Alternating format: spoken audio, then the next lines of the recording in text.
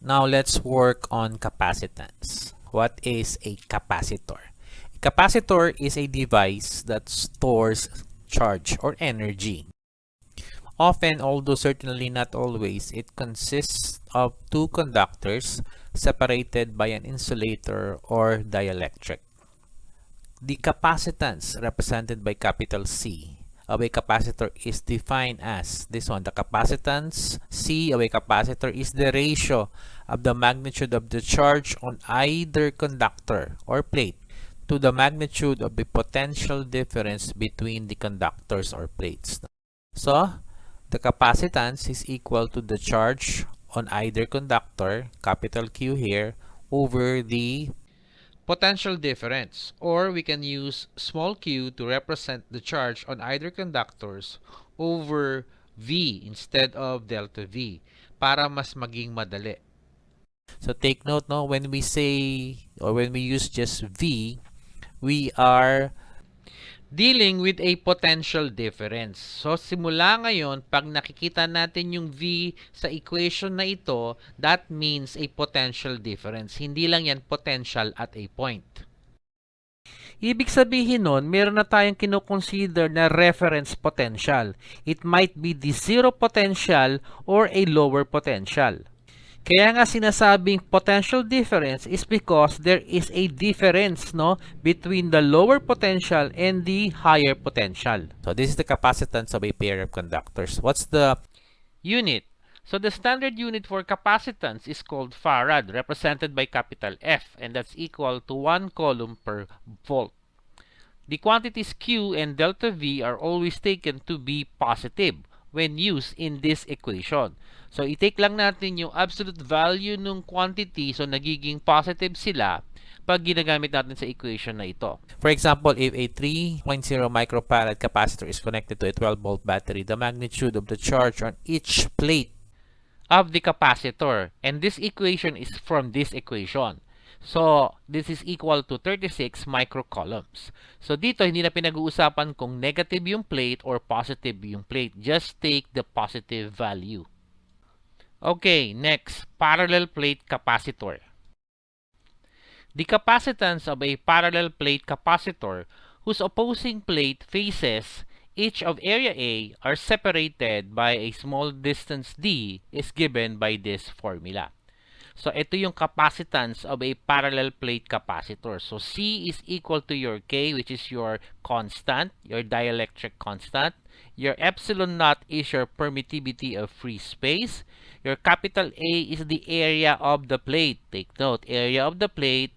And yung D is the distance between the plates. Okay? So, your epsilon naught is given by this value. And your K, no, depending sa material na gagamitin.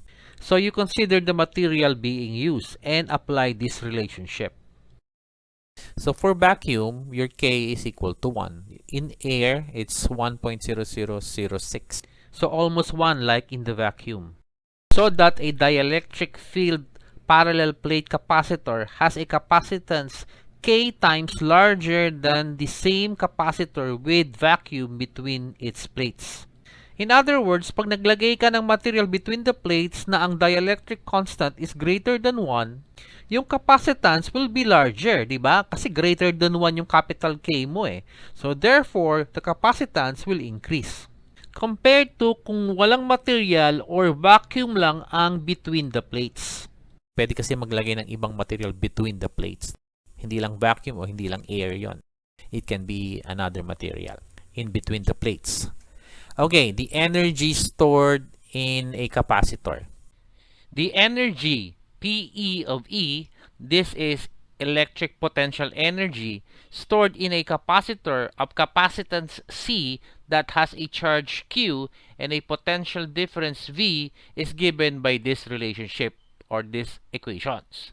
So, any one of these relationships or equations ay pwedeng gamitin to find the energy stored in a capacitor. Depende sa situation or sa given. So, kung anong relation or equation ang gagamitin ay dependent dun sa given sa problem.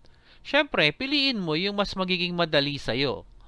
Also, this is the average energy stored in the capacitor. Take note, this is the average energy stored in the capacitor. Now, when we combine capacitors in parallel and series, tignan natin yung relationships ng mga charges, ng mga voltage or potential difference, and yung capacitance. So, itong first figure here is for a parallel combination. Take note, this is for a parallel combination. In the figure, we have three capacitors represented by parallel line segments. Parang equal signs sila. C1, C2, C3, three capacitors. Yung terminals ng capacitors ay labeled plus minus. So we have plus minus, and plus minus. Yan yung terminals. When we say parallel connection, yung positive terminals ng capacitor are directly connected. Sila ang magkakaduktong. So, positive to positive. Yung mga negative terminals ng capacitor, sila naman ang directly connected. So, negative to negative. As you can see here, itong mga lines dito serve as the connecting link or connecting path. So, ito yung connection. It doesn't matter kung mahaba yung drawing or maiksi yung drawing ng mga lines, parehas lang yon. Now, pag sinabing directly connected, dapat ganito. Walang ibang bagay na nandun sa line between the positive charges of the capacitor. So, directly connected sila pag ganito. Yung positive terminal ng capacitor 1, yung positive terminal ng capacitor 2, at yung positive terminal ng capacitor 3 are directly connected. Pwede mong isipin itong mga lines na ito ay parang point lang. So, therefore, yung mga positive terminals ng capacitor are connected at one point. So, directly connected. The same idea dun sa mga negative terminals ng capacitors. They are directly connected. So, think of these lines here na parang one single point. At yung mga negative terminals ng capacitors are connected to a single point. So, this is the parallel connection. Now, let's go to the series connection of the capacitors. So, we have three capacitors here. Yung mga terminals ng capacitors are labeled with a plus and minus symbol. So, in a series connection, yung negative terminal of one capacitor is connected to the positive terminal of the other capacitor. As you can see here, this one is connected to this one. This line here is just a point. So, yung negative terminal dito ay connected sa positive terminal dito.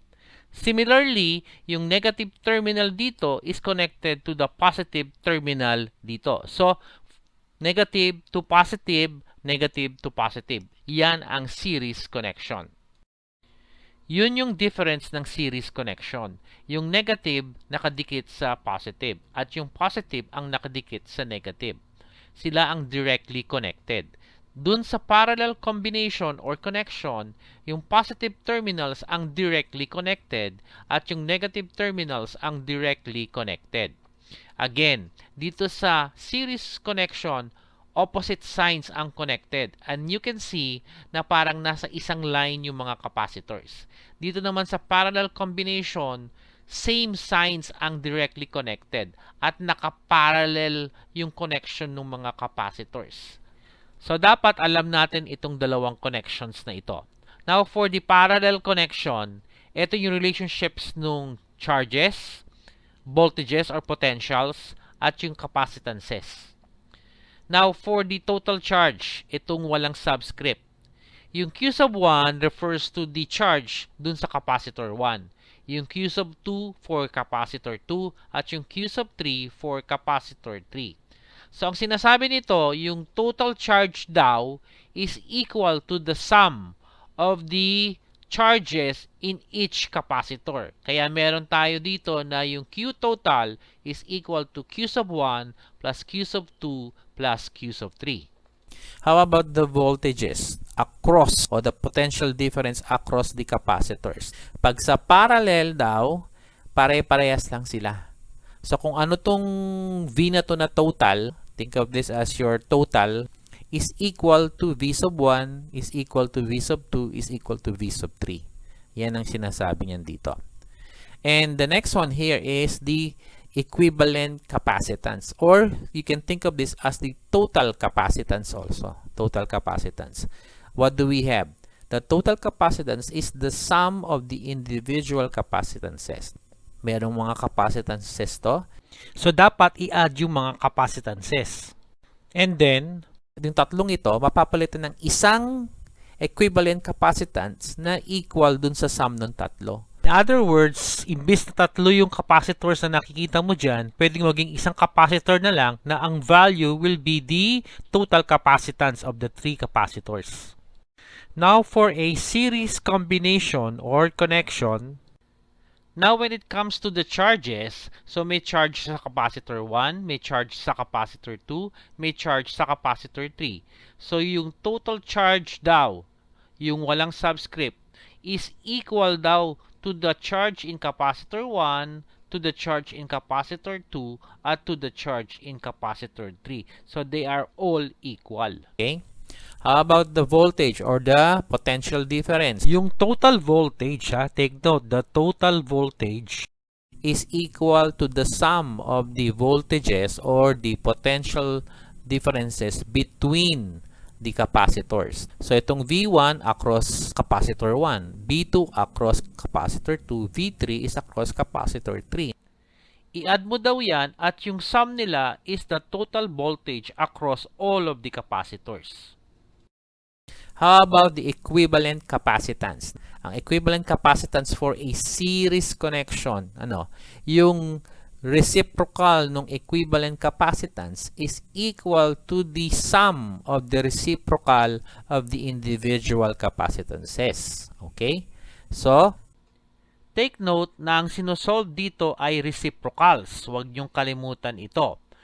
Also, yung equivalent capacitance or total capacitance is also a reciprocal.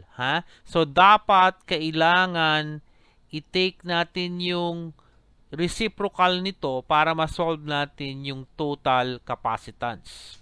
Dito sa series and parallel combinations, hindi lamang to limited sa tatlong capacitors. Pwedeng 2 or more capacitors. Pero yung relationships ng mga charges, voltages, at capacitances, kailangan sundin natin yung mga nakalagay dito. Depende sa dami ng capacitors in the circuit. Now, let's look at our formulas. So, we will use these formulas to solve the problems. Example 1. A capacitor has a capacitance of 8.0 microfarad with air between its plates. Determine its capacitance when a dielectric with dielectric constant equal to 6.0 is placed between its plates. you're given already the capacitance. Ito na yung capacitance pag air ang nasa gitna. So, we will use this formula. Take note na itong part na to, yung epsilon naught times the area divided by the distance is the capacitance kung ang dielectric mo is a vacuum. Wherein yung capital K for a vacuum is equal to 1. Now recall, the dielectric constant for a vacuum is almost equal for the dielectric constant for air. Because of this, kukunin natin yung capacitance in a vacuum equal sa capacitance in air. In other words, the capacitance for a dielectric constant equal to 6 is equal to K times the capacitance in air. Dapat yung capacitance in a vacuum. Pero dahil almost equal yung capacitance in air and capacitance in a vacuum, capacitance in air na lang ang gagamitin natin dito. So plugging in the values, our K is equal to 6. Our capacitance in air is given as 8.0 microfarad. So in standard units, that's equal to 8 times 10 to the minus 6 in farad. So using the calculator, you will get this to be equal to 48 times 10 to the minus 6. Ito ay capacitance. So ang unit niyan ay farad. So this is the capacitance when you include or put a material with a dielectric constant equal to 6 between the plates of the capacitor. Ito na ang magiging capacitance ng capacitor. Let's move on. What is the charge on a 300 picofarad capacitor when it's charged to a voltage of 1.0 kilovolts. Okay? So, ang hinahanap natin dito is charge. Anong formula ang gagamitin natin? So, we'll use this formula, okay, to get the charge. So, your capacitance is equal to the charge divided by the voltage. And from here, you can get the charge equal to the capacitance times the voltage or potential difference. Okay, so your charge is equal to this. What is the capacitance? Here, 300 pico yan, pico. Ano ang equivalent niyan sa farad? That's times 10 to the negative 12. So, kailangan alam natin yung pico, ha? So, times 10 to the negative 12. So, 300 times 10 to the negative 12 in farad, so standard unit, times the potential difference or the voltage, which is 1, pero kilovolts to. So, 1 times 10 to the positive 3. Okay, or 1,000. Okay, 1,000 volts. And you will get a value of 3 times 10 to the minus 7.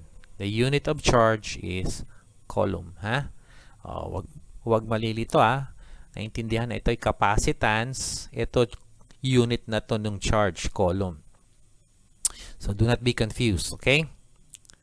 Okay, let's move on. A metal sphere mounted on an insulating rod carries a charge of 6 nanocoulombs. Okay? When its potential is 200 volts higher than its surrounding. What is the capacitance of a capacitor formed by the sphere and its surrounding? Again, what formula do we need? Okay, capacitance, charge, taka may given a voltage, so we use this one.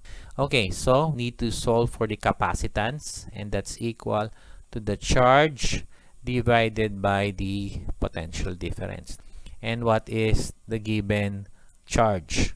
Ito, 6 nanocoulombs. So, 6 times 10. Nano is minus 9. Ha? So, in coulombs na siya, standard na siya. Divided by the potential difference or the voltage, which is given as 200. Okay? So, 200 volts. So using your calculator, you should get 30 times 10 to the negative 12 standard units farad, capital F. Or, pwede rin itong isulat na 30, since negative 12 to, that's picofarad.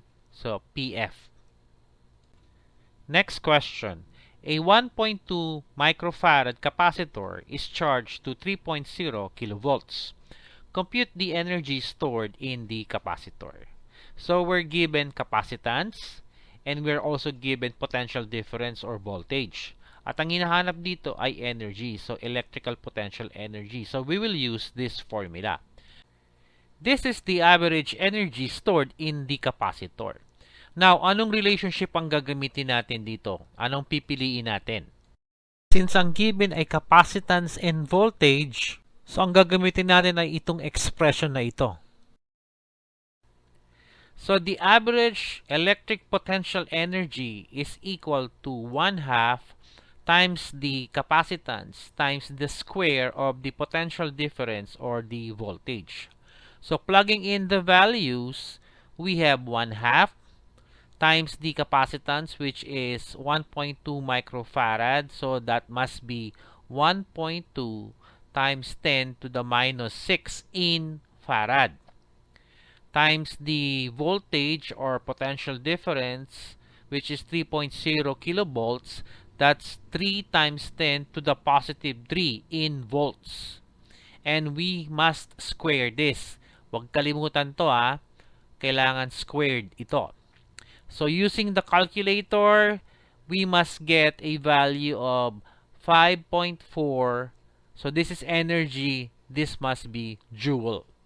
So, this is the average electric potential energy.